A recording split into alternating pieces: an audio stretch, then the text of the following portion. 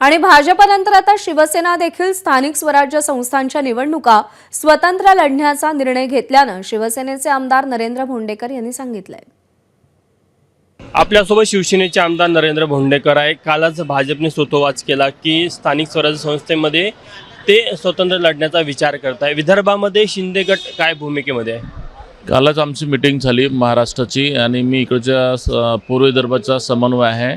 तर आम्हाला पण पक्षांनी असंच आदेश दिला आहे की आपल्या सर्व विधानसभामध्ये आपले पक्ष वाढीसाठी काम करा आणि स्वराज्य संस्थेमध्ये जर अशी परिस्थिती आली तर आम्हाला सुद्धा स्वतंत्र लढायची कशी संधी प्राप्त जर दिली मित्रपक्षांनी तर आम्ही ते लढू। प्रत्येक जिल्ह्यामध्ये तयारी करता तुम्ही विदर्भातल्या?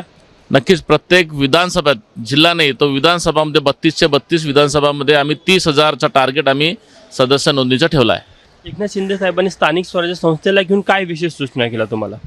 नाही, पक्षाच्या तर सगळ्यांना आपला आपला पक्ष कसं वाढवता येईल, पण याच्यावरती स्वतंत्र लढवायचा आणि पक्ष वाढवायचा किंवा सदस्य नोंदवायचा म्हणून मित्र पक्षावरती किंवा सरकारमध्ये काय फरक पडेल असं मला वाटत नाही। सुरुवात समजायची 20 तारखेचा एकनाथ शिंदे दौऱ्यामध्ये विदर्भाची स्थानिक स्वराज्य संस्थेची सुरुवात देवरीमध्ये एक सहस्राम कोरटे जे काँग्रेसचे माजी आमदार आहेत ते आणि त्यांच्यासोबत 10,000 लोक प्रवेश करत आहेत आणि रामटेकला एक दुसरी सभा, असे 2 सभा 20 तारखेला आहेत। तर आपण बघू शकतो की एकनाथ शिंदे यांच्या शिवसेनेची देखील विदर्भामध्ये तयारी सुरू झालेली आहे। ते देखील स्थानिक स्वराज्य संस्थेमध्ये स्वतंत्र लढण्यावर काम करायला सुरुवात करत आहे। कॅमेरामॅन व्यंकटेश नायडूसह तुषार कोहडे, एबीपी माझा, नागपूर। एबीपी माझा, उघडा डोळे बघा नीट।